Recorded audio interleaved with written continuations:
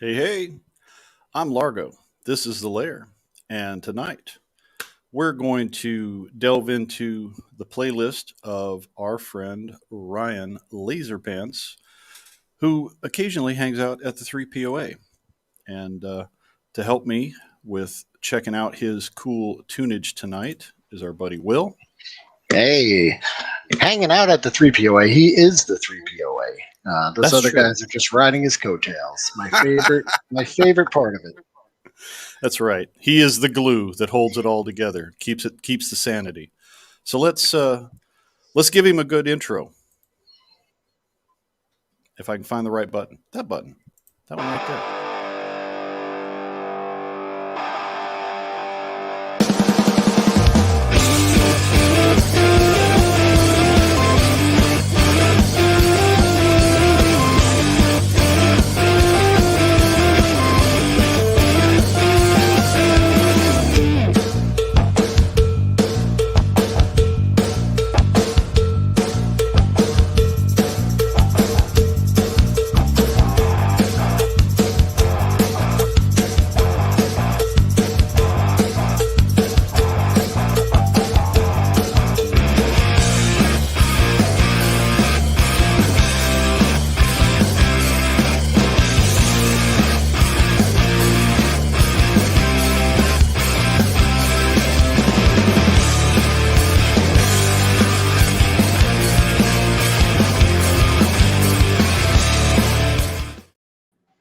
Wow. Ryan. Hey, I've never had my own montage like that, my own intro video like that before. That's pretty cool.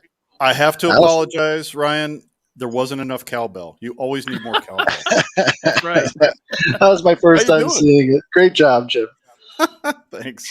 You guys doing all right tonight? Oh, yeah. Yes, I am Cool. doing very well. Thank you. How are you? Hey, just want to let you know, LaserPants says, hey, everyone. And Indeed. so does Ted. We've got Bjorn. G-Force Racing 20. How you Nice. doing, buddy? And Sergeant Slaughterhouse saying it's hump day in Australia already, so he's keen to hear some musical musings while he's at the office. All right. Very cool. Well, we'll do our best. While we're working on looking at Got a sexy Uno here, Oh, go ahead. Yes. part of the sexy trio. In the description below on this video, for those who are interested, the playlist is listed, so you can link to any videos for any of the music and check it out for yourself. Since we can't officially play it here, that's just it's the way it is. So that's our workaround. But nice to see everybody in the chat. Let's dive into this because I am Cool. eager to see what's going on in Ryan's playlist. So here is his musical dossier. And starting us off, boom, a classic. Ooh, want to be starting something. Before we start, I want to ask you something, Jim. Sure. Was my list weird to you? Were you expecting something different, knowing that I'm from Seattle? Did you think it was going to be all Pearl Jam and Soundgarden? I would say that your list is very eclectic. There was Yeah. things on your list I was like, that makes sense. That makes sense. What the? Oh, okay. Well, I made my list based on like chronologically how I came into it, and so Yeah. growing up, I had my parents influence me, other family influenced me, and so that's kind of where it all came from. That makes sense. Yeah, and musical tastes change over the years. Oh, and yeah. as you get exposed to different things, or people bring new types of music into your life, that's just how we roll. Yep.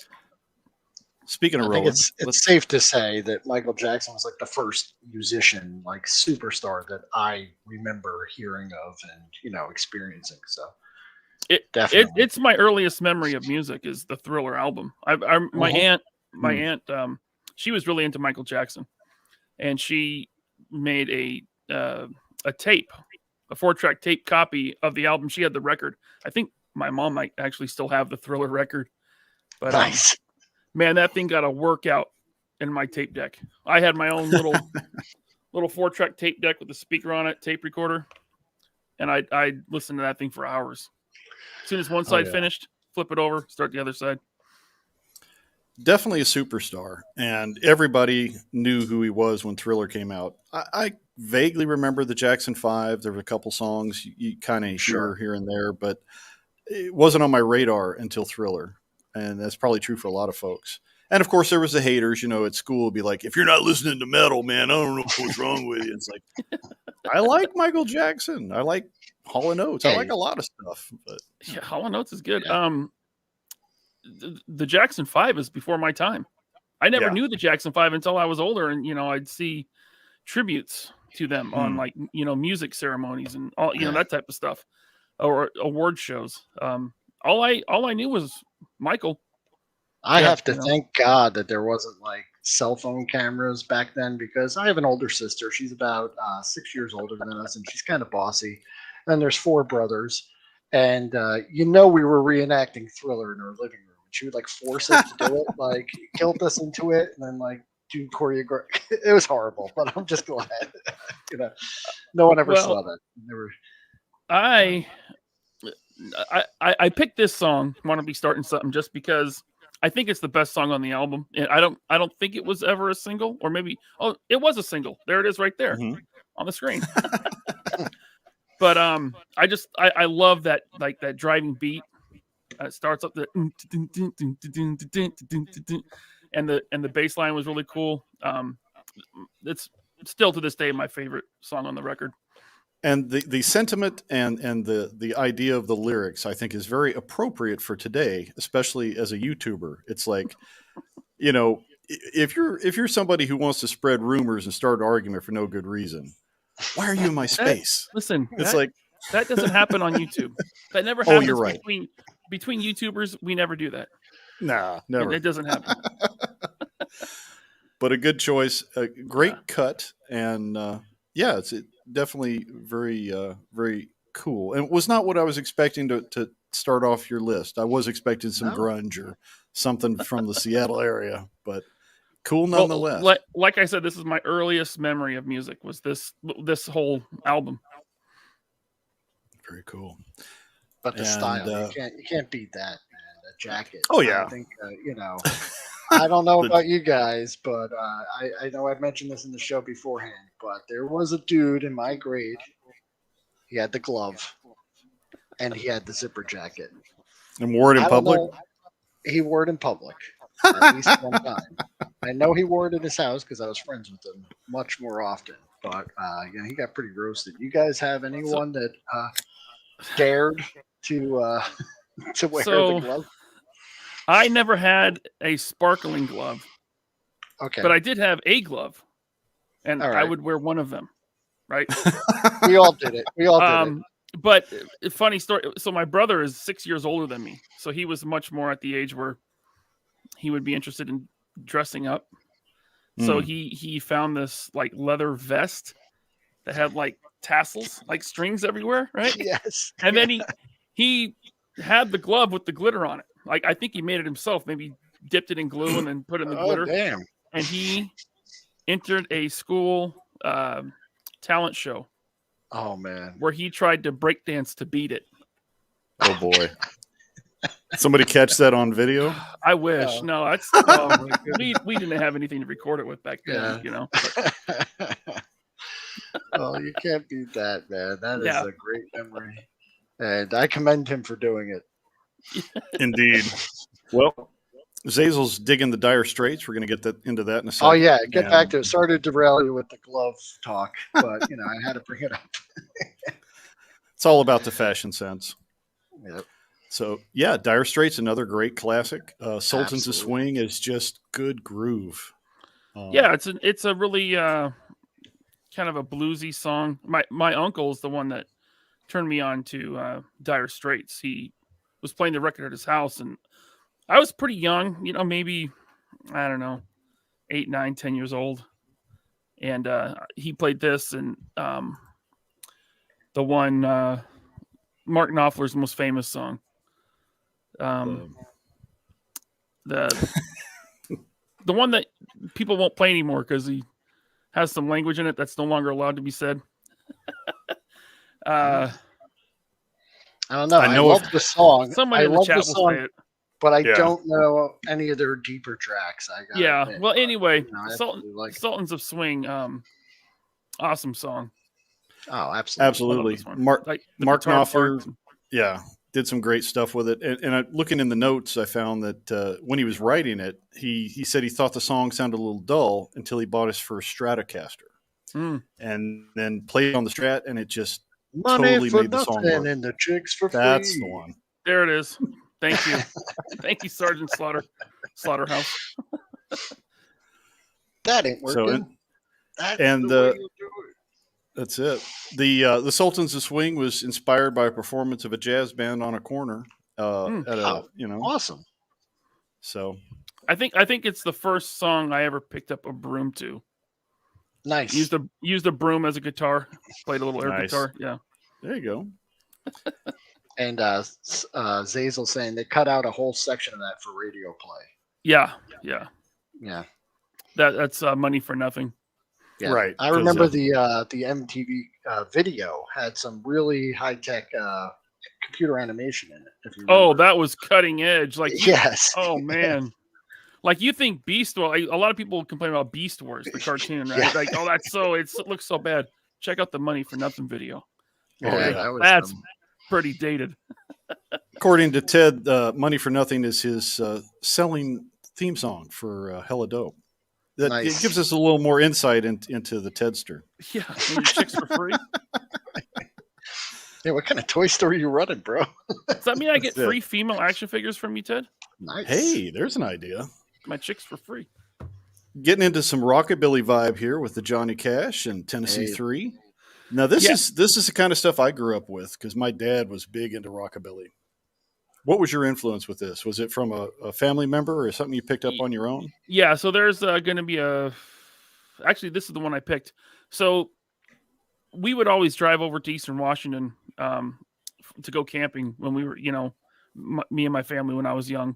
And my dad had his soundtrack, right? He had 4-track tapes, and it was Willie Nelson, it was CCR, it was Neil Diamond, interesting, and it was Johnny Cash. And this one piece at a time, where he's working at a car manufacturing plant, and he steals a car one piece at a time, and it takes him 30 years, and he kind of Frankensteins this thing together.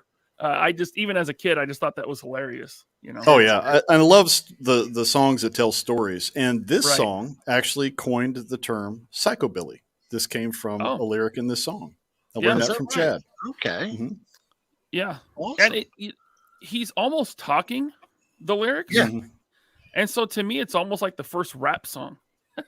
Sure. Like the way he kind of goes through it, it's like he's kind of rapping. Like he's not really melodic in this song, but I mean, he sounds great. I mean, it's Johnny Cash. It's not a complaint at all. But it was a definite style, and there were a lot of ballads like that where they just do storytelling. And ironically enough, someone actually built the car. That's fantastic. I did not know that. That is amazing. Yeah.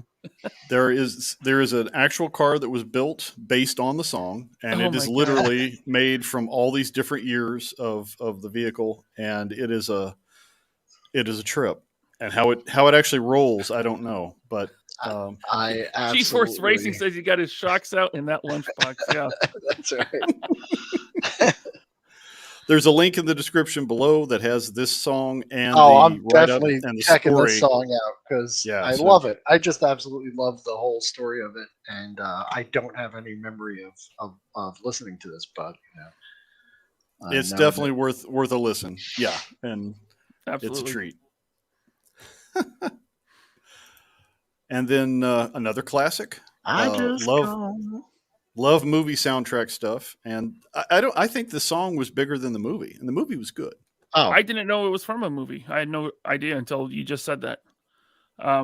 This was my mom's house cleaning soundtrack. She'd put on Stevie Wonder and other Motown records, and this was the song that I always preferred as a very young kid. Was I just called to say I love you. And, man, that guy, you go back and visit his songs. He's one of the greatest vocalists, in my opinion, ever. Stevie Wonder is amazing. This is one of those songs that, without intentionally I know every word to the song, and I never, set out to do that. So that's how much I've heard the song, through secondhand, Yeah. listening. I think we just lost Jim. Possible. Yeah, Jim. he's frozen there. He's stuck in a Guatemalan storm right now. But I do remember this movie, having to sit through it. It was one of those things where my parents rented it or something, and I hated it. But I was a kid, so Is that Gene Wilder popping his head up? yeah, that's Gene Oh my Wilder, gosh. and isn't that the Weird Science girl? I forget her name, but Oh, is it? I don't know. I've yeah. never seen the movie. I didn't know this was part of the movie soundtrack. I did not like it. I might like it as an adult, but they loved it. They were cracking up the whole time. Cool. The Beastie Boys. So, Beastie Boys was something that my older brother got me into. He brought home a mixtape from school, probably in 86 or 87. I was like 6 years old, 5 years old, something like that. Yeah. Oh, good, Ted. I'm going to play all these songs as I fall asleep tonight. Good. Good. It's a weird, eclectic mix there, but so he brought home this mixtape, and it had some Run DMC. It had I think it had Def Leppard of all things, and then it had the Beastie Boys, License to Ill, right? Well, License to Ill came out, and then they kind of went away for a while. Their next record was Paul's Boutique. It was kind of a critical failure. Me being like a 9-year-old kid, of course, never even saw it and never heard it. I don't think it got a lot of radio play. Yeah, now it's one of my favorite albums. So Paul's Boutique is, to revisit it, it's amazing. But Gratitude is a song from Check Your Head, and I remember when that record came out, I went into 7-Eleven because there was a 7-Eleven not far from my house, and I would walk there and buy candy and comic books, right? Yeah. Well, on the magazine rack, it might have been Rolling Stone. It was some music magazine, but on the front were the Beastie Boys, and I'm like, oh, they're still around. I'm probably like, well, this was 92, so I was 10, 11. I'm like, wow, they're still around, the Beastie Boys, and so it was like my mission to try to hear this Definitely. album. I remember I was in like 7th or 8th grade when License to Ill came out, and it was the hit, and all the kids in school were singing it, and they were like, he said Porno Mag, ha ha ha, right. It was hilarious, and but yeah, they kind of went away, and then it was like a few years later, my sister got Check Your Head for Christmas. Okay. And she didn't like it, but I kind of acquired it and made it my own. And, I would listen to it. And then my friend in school's like, have you ever heard of Paul's Boutique? And then he copied it for me. Let me listen to that. And I was like, blown away. But Gratitude, what an awesome song. Yeah. So a lot of people don't know. I mean, at this point, I'm sure everyone knows, but they started out as a hardcore band in the early 80s in New York. And then they kind of got into hip hop. They blew up with License to Ill. Yeah. And they ended up going back to their instruments for this album, Check Your Head, which Gratitude is on. And so it was a very, very different sound from what they had done before. So I can see why your sister probably didn't like it, because it was like, what is this? Yeah, she was expecting License to Ill too. And then I embraced it. I actually loved it. Right. Well, yeah, when I finally was able to hear this album that I saw on the cover of a magazine, it was probably a year or two later.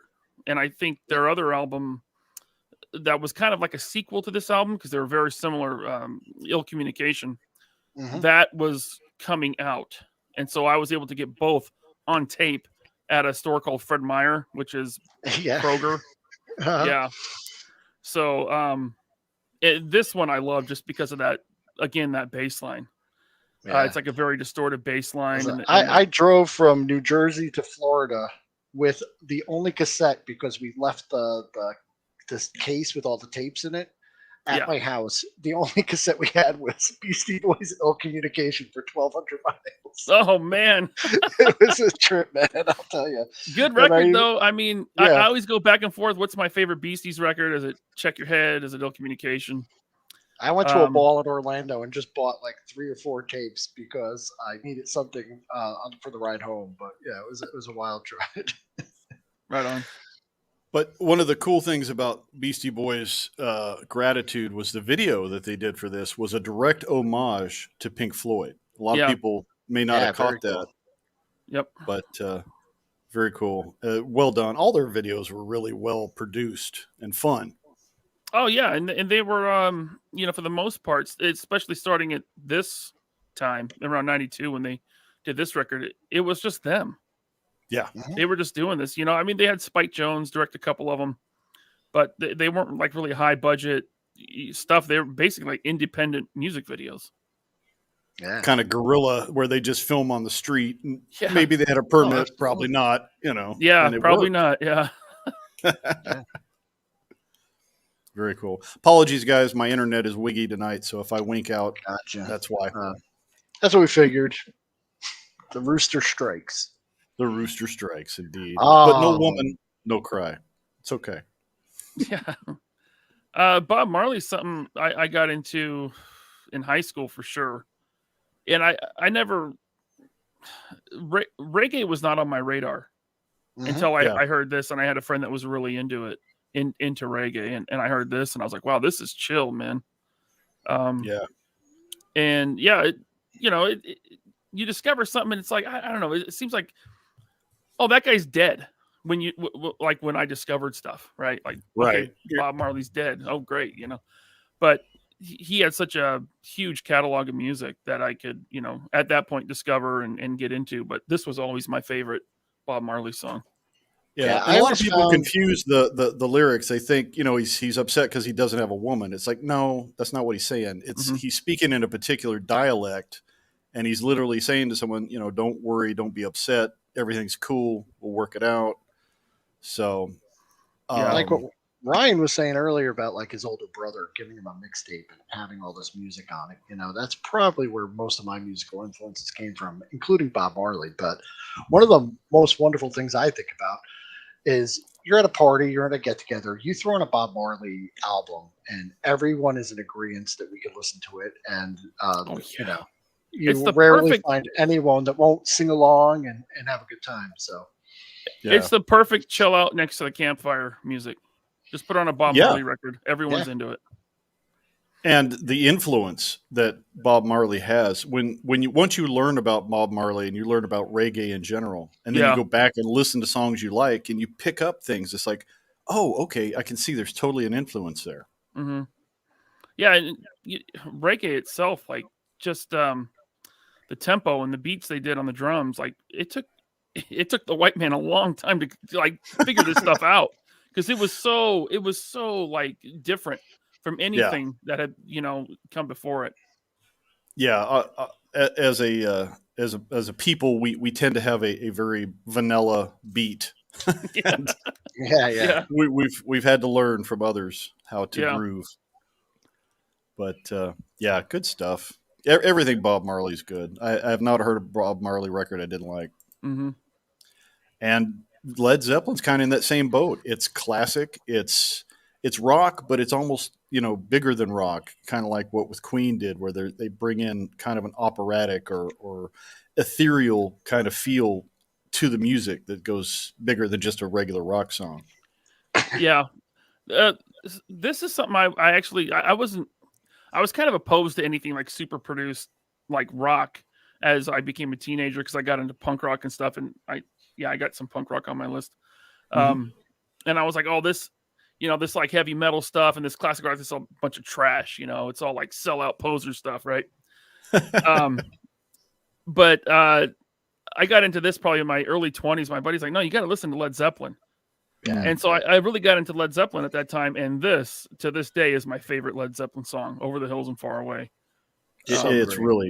It is beautiful and subtle. And, even the critics at the time when it came out, it's like, this isn't just a rock song. This is poetry. This is something different. Yeah. I mean, it's just an awesome song. It starts out with the Jimmy Page guitar medley, and you're like, where's this going? And all of a sudden it kicks in. It's like, oh, this is awesome. Oh, yeah. And of course, in the time when this came out, people were taking a lot of recreational pharmaceuticals, and you have this music in the background. It's like, I'm having an experience, man. Yeah, he's thinking about Gollum. Lord of the Rings. I read that.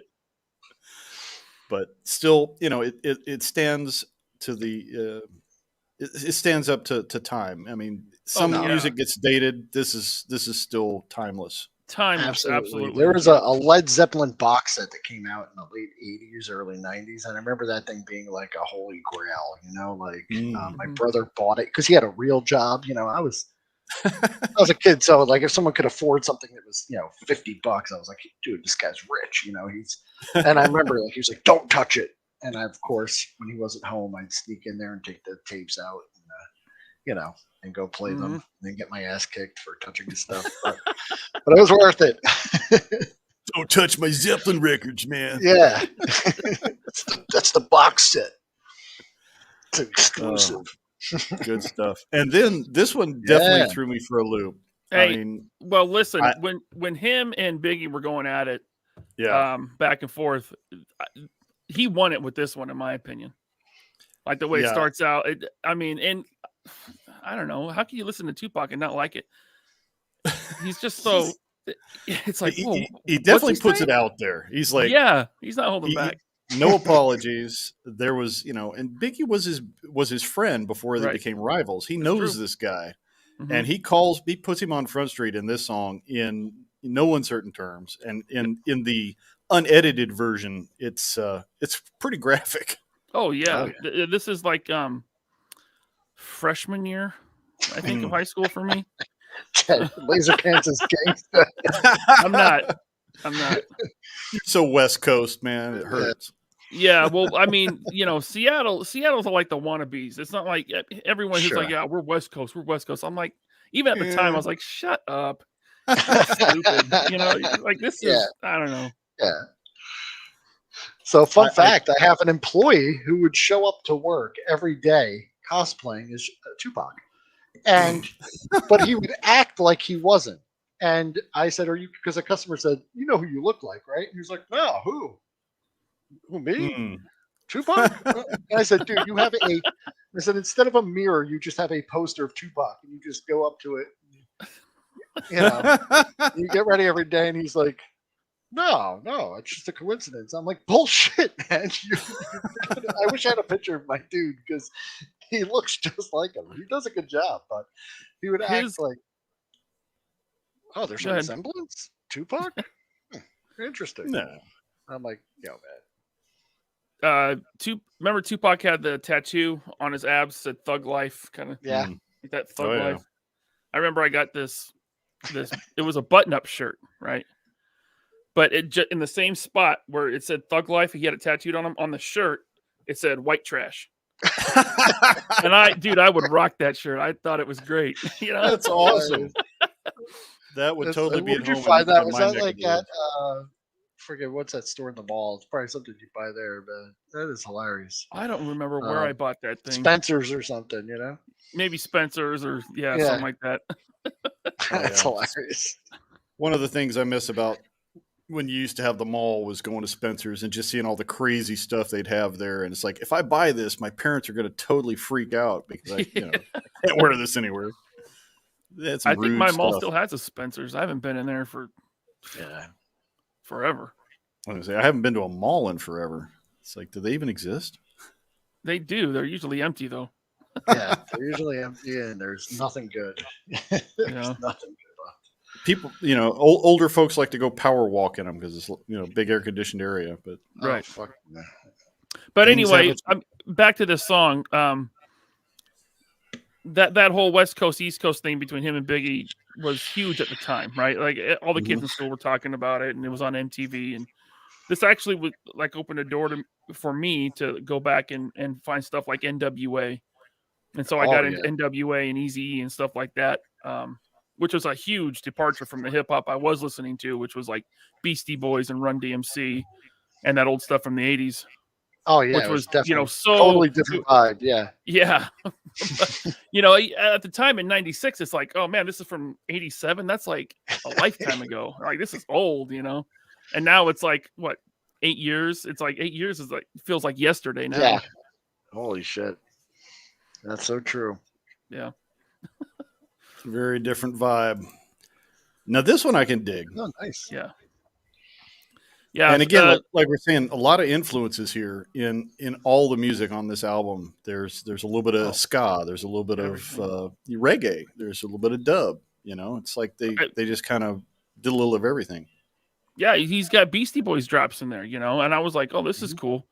So this Sublime was, for me, my entry into playing music. When I first picked up the drums, and you know, I'd go, you know, and I won't call it a band. I mean, it was a band. It was just us hanging out in the garage and, you know, playing horribly probably, but we would always do Sublime covers. And so 40 Ounces to Freedom, it's my favorite Sublime song, but we would usually play like Santeria or Bad Fish. But Sublime and the way they mix stuff, we lost Jim again. Even though there was kind of like a crossover between genres at that point, Sublime was so raw, and I mean, you could tell he recorded all this stuff in his garage. Bradley Noel. Absolutely loved it. I think the worst part, it's not the worst part, but you know, like when something gets so big that it kind of gets ruined. I don't know. I would say like, you know, yeah, I get that. You know, it was like maybe someone you despised. I didn't really hate anyone, but you know, there's just some people you thought were douchey, and you know, they come walking into a party singing this, and you're like, Well, when something's so small, you know, like Sublime was at the beginning. Yeah, it's like you feel like it's yours, like you own it, right? And then all of a sudden it gets popular, and everyone starts to like it. It's like, oh, I like these guys first, you know. Sometimes someone's playing a song you like, and you're thrilled. You're like, you like this? Holy shit, that's great. But then, like, sometimes you're like, oh shit, this guy likes it. Oh, damn. But this was one of those bands where, like, you know, it was like everyone just, it was everywhere for me at that time. Like everyone was putting this on all the time. So I feel like probably not because of them, but because of the social atmosphere, I was kind of like, nah, get away from me. But I actually love it. Yeah, what appealed to me, because I was really into punk rock at the time, and these guys were totally punk rock. It was just the raw nature of it. It wasn't overly produced. You know, it just felt like you were in the room with them, and they were just hanging out and jamming, you know. And the whole album actually just flows, man. You can listen to the whole thing. It's one of those great albums where you can just pop it in, and there's no skips, there's nothing. You just go right through it. Yep. I mean, like, their self-titled record is probably their most popular. I think that's the one a lot of people gravitate towards. But in my opinion, 40 Ounces to Freedom, hands down, their best record, start to finish. Every song is a home run. And Largo, you have a Sublime tattoo, right, on your chest? Is that right? It's not on my chest. It's right next to my tramp stamp where it says "Exit no entry." Oh, I see you, Bjorn. But I do like Sublime. Oh, cool. Rasta Fibian saw Sublime. I never saw them with Bradley, but probably 20 years ago we saw Eric and Bud. Those are the other two guys, Eric and Bud. They were in a band called Long Beach Short Bus, and I saw them in Tacoma, Washington at this small club, and it was cool. They played a couple Sublime cover songs. Yeah. And they had, I don't remember who they had singing at the time. It wasn't small. But catching like a big band in a small venue, there's nothing like it, man. It's just amazing. Yeah, cool. Kind of like what you say with Bob Marley. It's like when I heard about Sublime, you know, their lead singer had already passed, and it's like, man, so much he could have done, but what he did do was awesome. So yeah, it's sad, that weird thing where a lot of guys die young when they're in music. It's trippy. It's a 27 club, right? Bradley's in that. I think he was 27, right around there at least. So yeah, right around there. Yeah. Yeah, but and then another classic. So the Ramones are actually the band that got me into punk rock, and it's weird how it started for me, because most people my age are like, oh yeah, Green Day and Offspring and Rancid and stuff, right?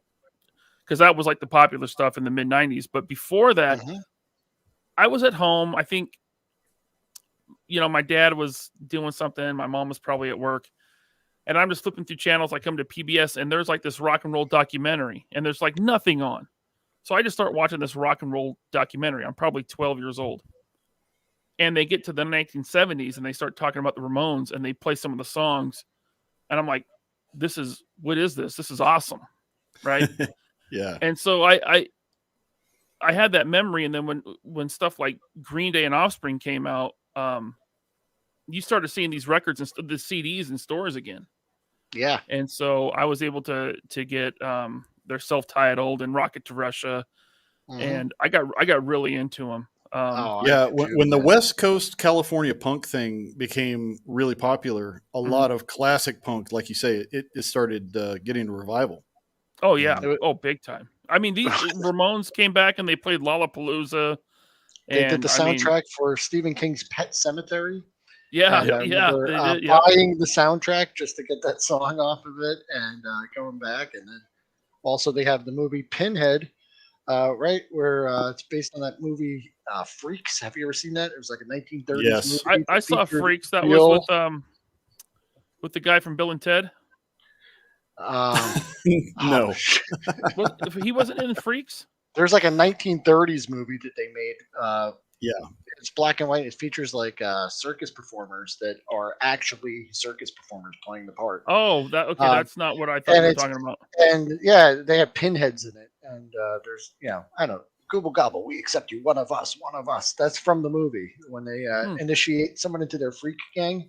But yeah, it just got me into the Ramones even more. I just loved them even more after seeing the movie. And a fun fact, if you don't know who Sheena is, the Sheena in the song is Sheena, Queen of the Jungle from the comic books. Because when they were writing the song, their idea was, hey, she would totally be a punk rocker because, if you brought a jungle girl into civilization, of course she'd be into punk. Ted saying, Ryan, you're thinking. Yes, freaked. Thank you, Ted. Yeah, I don't think the Ramones, none of their lyrics were really that deep, except for, I want to sniff some glue. That was a pretty thoughtful and deep song there. But, I mean, just like, all their songs sound the same, but they're all super catchy. Yeah. To me, what this is, it's simplified, sped way up country music. That's like pretty much what the Ramones are. I definitely did that to mess with my friends. I took like the intro to every Ramones song with a dual tape deck, and I just I did the intro, then the next intro, then the next intro, then the next intro, and I would put it on at parties, and people were like, "Yeah, let's go!" And then it would just go into the next intro, and they're like, "Hey, like when's the song gonna start?" Yeah, it's just the same 4 chords over and over. Yeah. It's all good. Yep, pretty much. I loved it. It was great. Yeah, it's feel good stuff, and definitely good for a party. I can put on the Ramones anytime. Oh, hell yeah. And I believe, sir, we are at the list end. Is that all of it? Oh, the song only gave me 10. Quite a bit.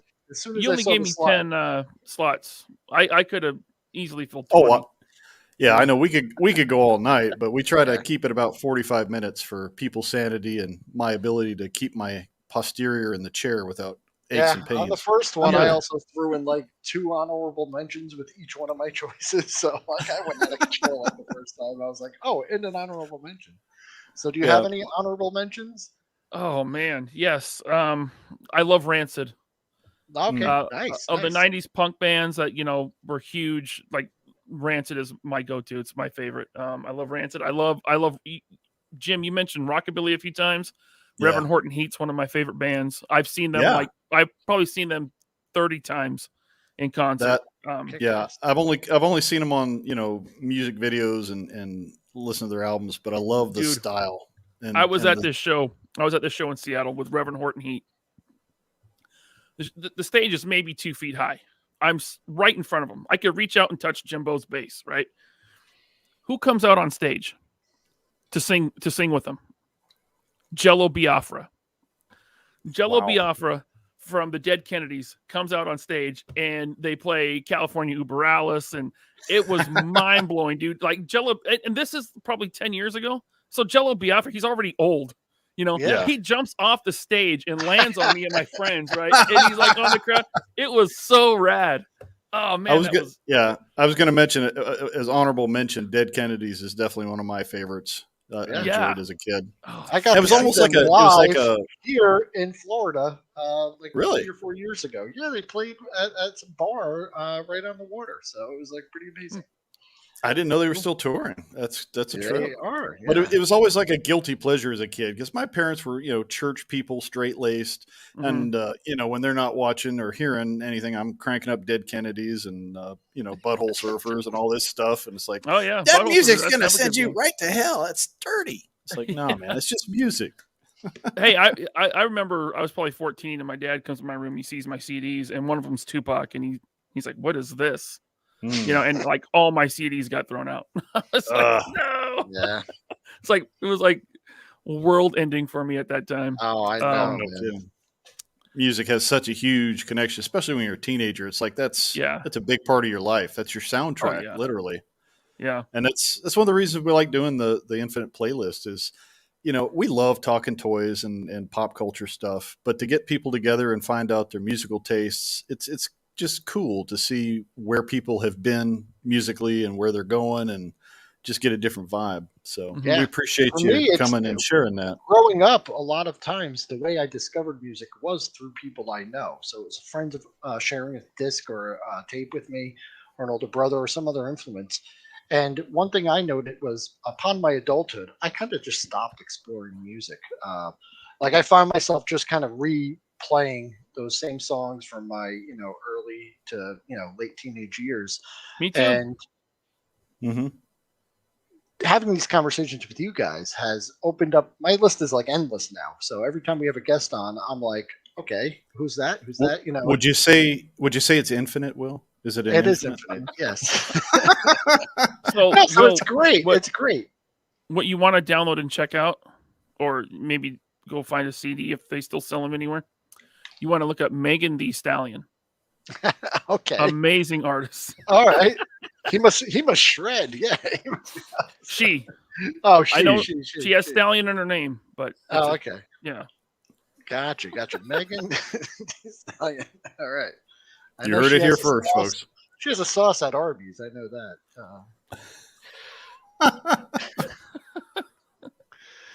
Yeah, I'm kind of stuck in my adolescence too, as far as my music taste. Like the stuff I listened to when I was a teenager and early 20s is still the stuff I listen to now. So that's And great. I'm definitely going to you know go check out every song on the playlist, and that'll be what I commute to for the next, couple days at least. Cool. I definitely have a bias for the 80s. I like music from 60s and 70s. I like music from today, but there's something about 80s music, the presentation, the culture. We just had it really good in the 80s for music. Yeah. And it's something I like some of today's artists, but it's just not as good in my opinion. Yeah. It's scientifically proven that today's modern music makes you dumber. It's very formulaic. Yeah. It's I mean, I know I probably sound like the old guy, get off my lawn, but today's music is bullshit, man. Yeah. Like, there's Yeah. very little out there that's worth, listening It to. really is. I think the last band I got into is because my kids were into it was when Gorillaz hit. I actually kind of liked them. I really like Gorillaz is cool. the Gorillaz. There are some independent guys out there. They may not be on the major Absolutely. labels, but like our buddy Mhm. Chad does the 12-Step Rebels. Really good stuff. You like rockabilly? They're worth I do. checking out. And they do have some albums out. But again, Are you referring to Mad Dog Chad, the drummer? allegedly? Okay. That is, he is known by that on stage occasionally. In some circles, he's known as Mad in some Dog. circles. Okay. Yeah. I'll have to check it out. Yeah. The artist formerly known as Articulated Chad is Right. It's Chad. We got to do a part 2 of this because I got some stories about Okay. about music and a certain band that I played drums with on stage in front of Nice. 10,000 people. Oh, hell That yeah. Yeah, I'd sounds love to awesome. hear that. We'll save that for if you guys want to do a part 2 with me. Oh, absolutely. Okay. Hell yeah. We'll schedule something. We'll make a date. Next time we hit the Infinite Playlist, we're going to be with Ted Darklaw because he's been chomping at the bit to share and explore some of his music. So I told him we'll give him a spot. But we'll alert. definitely. It's Yep. all Milli Vanilli songs. Just saying. I was listening to Milli Vanilli the other day. It came on my you phone. know It was it's true. no, it was Blame It on the Rain. I was like, Oh, man, this Blame It on song the Rain. slaps. Now I have this I did image that. stuck in my head of Ted listening to Milli Vanilli with one of his Boglins on his hand, lip syncing. Yeah. I don't know why. Tell me it singing to ain't each true, other. Ted. All right, guys. Ted saying, On- I want the story now. Next time. Next time. Yeah.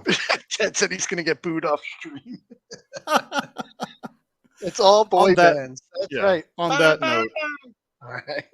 yes, Ryan, we would love to have you back. Always love hanging with you. Oh, You're one of our definitely. favorite people.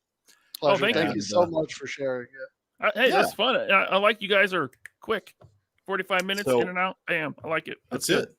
Wham, bam. Thank you, ma'am. Your playlist is in the description below. Everybody, if you want to check out those links, you can hear the music that Ryan has recommended, and we can check out other stuff. We'll have some more stuff coming in the near future. I'm going to go grab a tasty beverage and lay down because my back is killing me.